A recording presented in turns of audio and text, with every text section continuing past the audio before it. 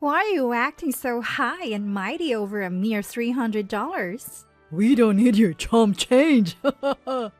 Laughing, my son and daughter-in-law looked down on me, hurling hurtful words. I've supported them for 10 years, knowing they were struggling. Seeing the two of them never settling into steady jobs, I always held back my complaints, wondering how I could help. And this is the thanks I get? Why did I ever think of helping them? I believe that one day they'd appreciate my efforts and change their attitudes, but that day never came. Isn't that answer enough? They've taken 10 years of my time and drained my hard-earned savings. Yet they scoff at my assistance, saying it's not enough and just spare change. I've given everything for my son and his wife without saying a word for 10 years. But that ends today. My name is Susanna, a woman in her 50s. My husband passed away, and now I live alone. We have one son, David. He moved out after college, married a woman, and started his family. Their home is close to mine, but truth be told, we don't get along. Son and daughter-in-law was what you would call a reason. David married Anissa, a co-worker from his first job after college. Anissa left the job when they got married, but less than a year later, David quit his job. Apparently, he got into trouble with his boss. David thought he could quickly find another job, but things didn't go as planned. He struggled to find a suitable position and eventually gave up on working altogether. Anissa showed no signs of wanting to work either, and they quickly fell into financial hardships. To help, I started giving them $300 a month. They were grateful at first, and I hoped they'd eventually stand on their own. But 10 years later, my monthly support seemed like a given to them, not a gift. One month, when I was busy with family events and couldn't meet them for the usual handoff, they came knocking late at night. Mom, you have to give us our money. Are you forgetting things in your old age? Every time David teased me, my exhaustion from consecutive days would overwhelm me. I'll give you the allowance another time. Can you please leave for today? But Anissa, with her face burning with anger, shouted, This happens every month. Just because you're my mom-in-law doesn't mean you can treat me this way? And grabbed me by the collar. Suddenly wide awake from the shock, I handed over the already prepared $300 to my son and daughter-in-law that day. You should have given it to us straightforwardly from the beginning. I don't want to raise my hand against my mom-in-law, she said. That's right. David chimed in. Please listen to what we have to say. If Mom gets dementia in the future, we're the ones who will be taking care of her. Wouldn't it be smart to be in our good graces now? Their audacity infuriated me, but if I retaliated and displayed a domineering attitude now, I might injure their pride. I didn't want them ending up like David when he had left his job, possibly never regaining their footing in life. With that thought in mind, I swallowed my frustration, smiled, and simply said, I'm sorry, accepting their words. I retrospect, I think I had a wrong approach from that time onward. However, my overwhelming desire for them to somehow get their act together prevented me from seeing things clearly. But that wasn't the only unpleasant memory with them. One day at work, I got a call from a neighbor who has always been kind to us. Susanna, can I talk to you for a moment? It's about your son and daughter-in-law. Oh my, I'm so sorry. I'll be right over. Apparently, when the neighbor returned from shopping, there were signs of a break-in. And after checking the security camera footage, the culprits turned out to be my son and daughter-in-law. Though the room was a mess, fortunately nothing was stolen. The neighbor, knowing our situation, chose to contact me first instead of the authorities. I left work early, got in touch with David and Anissa, and the three of us went to apologize. "I am deeply sorry," I kept repeating, while David and Anissa showed no signs of remorse. Although our neighbor was visibly upset, after agreeing to cover the cost of the broken window, the matter was settled. But on our way home, David and Anissa made a shocking statement. Why are you old folks so narrow-minded? We just wanted to borrow a few things. David scoffed. I let out an incredulous "What?" But without even glancing at me, Anissa added, Exactly. What did we even do? We might have broken a window and ransacked the place, but we didn't steal anything. Isn't she overreacting? To which David nodded. Exactly. I couldn't fathom their justification and stayed silent the entire time. I regretted not standing up to them and expressing how I felt. Could say it was my weakness that I couldn't do that. The episodes of David and Anissa's unchecked behavior continued to stand out. Thankfully, apart from the incident with the neighbor, they didn't trouble anyone else. I continued giving them their allowance, and whenever they pleaded for something, if it was within my budget, I'd buy it for them. David wanted toys and gadgets to fit in with his friends. Anissa craved branded items so she wouldn't feel inferior to others. Their demands escalated over time, and they began to rely on me for just about everything. It wasn't just about money anymore. On my days off, they'd call me over to do their household chores, working me tirelessly. We all need money to survive. They had neither the means nor the will to earn their own, so I had no choice but to support them. No matter how exhausted I was, I worked hard. Even when I was drained from work, I managed to do the household chores they asked of me. As a result, my health deteriorated. Dark circles formed under my eyes, my skin broke out, and I constantly felt dizzy.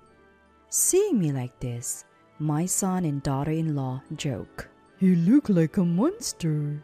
Anissa pointed at me and said, You've given up on being a woman. I was too drained to even respond to their cruel words. I knew I was reaching my limit. But I believed that if I didn't keep going, both they and I would be ruined. So I pushed through, doing my best to keep moving forward. Deep down, I wished I could lean on someone else. Admit I didn't want to push myself anymore. Then one day, while doing chores at their house, a minor incident led to a big argument. I was worn out and had no patience left, so every little thing they did irritated me. Anissa snapped. All this fuss over just $300? David, taking her cue, said, I don't need such chump change. and handed back the $300 I had just given him. If you want to give us money, bring a better amount. They laughed, looking down on me. That was the last straw for me. I get it. I'll stop then. Without thinking about the future or their well-being, the words just spilled out. They tilted their heads in confusion. But when I started packing to leave, they burst into laughter. Mom, stop joking. Without us, you'd be all alone. You wouldn't survive without your precious son and daughter-in-law. Mom-in-law, when did you become such a joker? If that joke wasn't funny, you had me worried for a second. Thinking I wasn't serious about stopping the financial support, they continued to mock me. Go ahead and try. But if you do, we'll cut ties with you. Let's see if you have the guts to live all alone. Come on, our spineless mom-in-law can't do that, right? You want to take back what you said in no time. Seeing their cruel behavior, I finally woke up. Why was I sending them money, buying them things, and doing their chores? What was in it for me? I was just being taken advantage of. They treated me like a housemaid, and even at my breaking point, they acted this way. They might be my family by law, but I couldn't recognize them as such with their behavior. Sorry, but I'm serious. Don't regret your words later. Even after I said that, they just laughed, thinking it was a joke. Go ahead and try, but you'll regret it. I can already see it. David's words ignited a fire within me. I was determined to make them pay. I would make them realize how valuable I was to them and how wrong they were to treat me so poorly. As I packed my things to leave, all I could think was how I'd make them suffer. First, I cut off all the financial support I had been providing to my son and daughter-in-law. No more money, no more financial aid, and no more household help. For someone who had lived for their sake, this act of not considering them at all was a first for me. I could finally rest without thinking about them. I could spend my money on myself and only do household chores to my satisfaction. I realized how liberating it was to live this way. They said I'd never be able to cut ties and live alone. But this life, free from others' control, was exactly what I had been longing for the past decade. I decided to take another step to corner them. The apartment they were living in was actually rented in my name after they lost their previous home due to financial troubles. Of course, I was the one paying the rent. If I was cutting off all support, it made no sense to continue paying the rent. So I contacted the apartment manager and decided to terminate the lease. The manager, aware of our situation, was understanding and agreed. In a month, they'd have to leave the apartment or the police would be notified. That night, I messaged them. If you don't leave the apartment within a month, it'll become a police matter. They read the message immediately, and within minutes, my phone rang. Mom, what's going on? Where are we supposed to live? David yelled. I could hear Anissa panicking in the background. Did you forget I was the one paying the rent for that apartment? I told you I'm cutting off all support. So it's only natural I end up the lease too, right? We'd never agreed to that. We thought you were just stopping the monthly allowance, not everything else. David's entitled response made me chuckle. After all the hurtful things they said, they still expected me to support them in other ways. Their audacity was dizzying. I had given them everything, my money, my time, all for their sake. All because I wanted them to have a self-sufficient life. But it was a mistake. The more I indulged them, the more they took advantage. In that case, I should have made my stance clear and made them listen to me from the start. I was the one who sent them money, provided financial support, and did their chores. No matter how you look at it, I held a higher ground compared to my son and daughter-in-law. They should have shown respect and gratitude. Yet they treated me like a mere housemaid, a tool, an ATM, and even had the audacity to mock me when I was at my lowest. Why did I try so hard for them? Even when they were unreasonable, I endured without speaking up. All they did was take advantage of my kindness. It took me reaching my breaking point to realize how selfish and ungrateful they were, and that they never truly saw me as a family. They might have even seen me as useful, but never as a family member. Why didn't I see this sooner? Why did I keep doing my best until I felt like I had reached my limit? Why did I keep giving and believing? My past actions now seem so pitiful. I believe they've someday become independent, but it was all for nothing. Regretting the past, my anger towards them surged. I needed to confront them, make them admit their wrongs, and apologize. Unless he admits his past sins and apologizes, he will not be satisfied. Feeling this way, I spoke up again. You thought I'd stop the allowance but continue other support? How naive can you be? David tried to interject. But... I cut him off. No buts. Do you realize how much you've relied on me? You should be grateful. Instead, you've taken advantage of me. Why would I want to keep supporting you? Listen, your lives have always depended on me.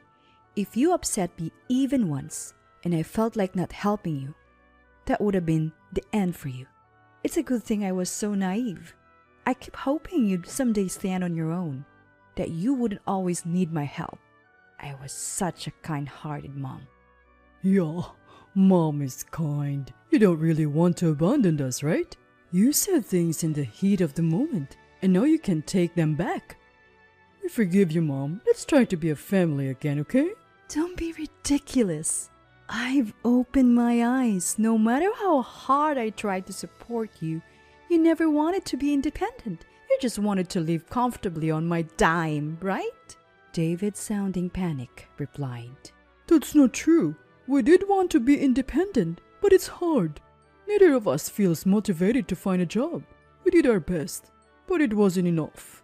I almost laughed at his words. Did your best? I've watched you two for years. You never tried to find jobs or live frugally. You just enjoyed carefree life on my dime. Listen, Mom, we're truly grateful for everything you've done. We know we owe our lives to you. We need you. Let's start over. What? Why would I need you? One's an unemployed man who's been jobless for a decade, and the other's fake housewife who only thinks of herself. Why would I want you in my life? Do you know how much I've sacrificed for you? I've worked every day to provide for you, even doing chores on my days off. I'm not foolish enough to want that life anymore. Don't say that, Mom. We need you. Without someone like you to support us, No matter how much I tell him, David doesn't listen to my opinion and tries to push his own opinion. Before I could reply, I heard, Let me talk. And Anisa took the phone. Mom-in-law, I'm fed up with David's selfishness too. Men should work and support their families, but he just plays around. I regret marrying him every day. I'm a victim just like you. Please help me. Anisa was trying to save herself at David's expense. When I was stunned by his attitude, Anisa continued speaking. She continued, I'll do anything. Be your housemaid, whatever you want. Please don't abandon me. After those words, I could hear son and daughter-in-law arguing again over the phone, fighting over who gets to speak. Suddenly, due to the loudness, or maybe they bumped into something, the call got disconnected. Days went by without another call from my son and daughter-in-law. It seemed their relationship deteriorated significantly after that incident, leading them to decide on a divorce and go their separate ways. They blamed each other, even demanding alimony, causing a lot of disputes before the divorce was finalized. After the divorce, both tried to reach out to me. However, by that time, I had already blocked their numbers, so I never heard their side of the story. David started working part-time at a factory, day and night, managing to make ends meet. On the other hand, Anisa, in tears, fled back to her former in-laws' house. When she confessed everything to her former step-parents, they were furious. She was brought by her former step-parents to apologize, but she cried throughout, making it hard to understand her. Since then, I'd been living for myself. For 10 years, I was bound by the presence of son and daughter-in-law, never truly cherishing my own time. Living a life centered on myself felt incredibly refreshing and irresistibly appealing. Losing son and daughter-in-law left me all alone in the world, But I came to see that as a blessing. I don't know what the future holds. There might come a time when I can't live just for myself anymore. But for now, I've decided to live solely for my own sake.